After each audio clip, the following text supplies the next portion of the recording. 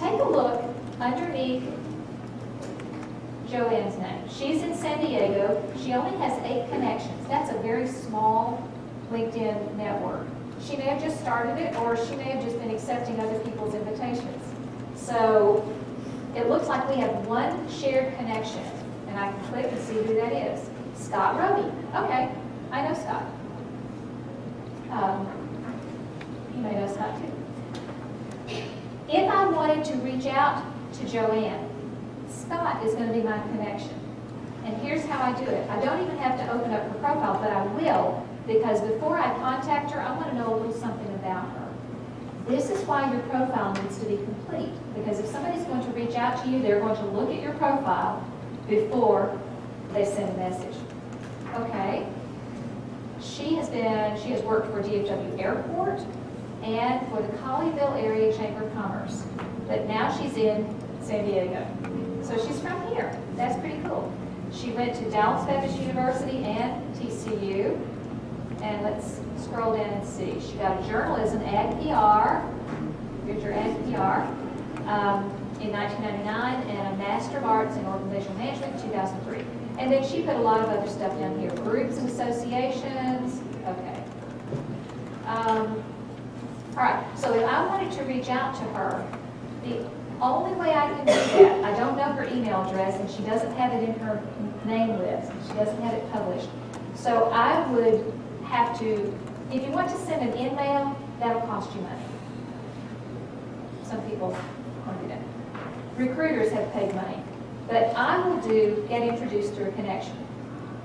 And this is part of the courtesy, the etiquette of LinkedIn. Treat this person as an individual that you haven't met in the same way that you would write a cover letter. Introducing yourself in a very professional way, but knowing that she used to live here. So you've got that in common, you've got TCU in common, and it's nice to tell them how you found them. Instead of, my name is blah, blah, blah, blah, blah. Say, I found you when looking for TCU alumni who are working at GSA. It creates a better bond that way. Talk about the connection first, and then say why you're contacting her. I'd like to know, I'm interested, I'm looking at career options, and I'd like to ask you a few questions. Would you be open to a phone call later this week?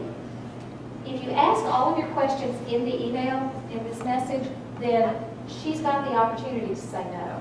If you don't really put all your questions out there, but just say, here's our connection, and I found you. I'd like to talk to you for maybe 10 minutes.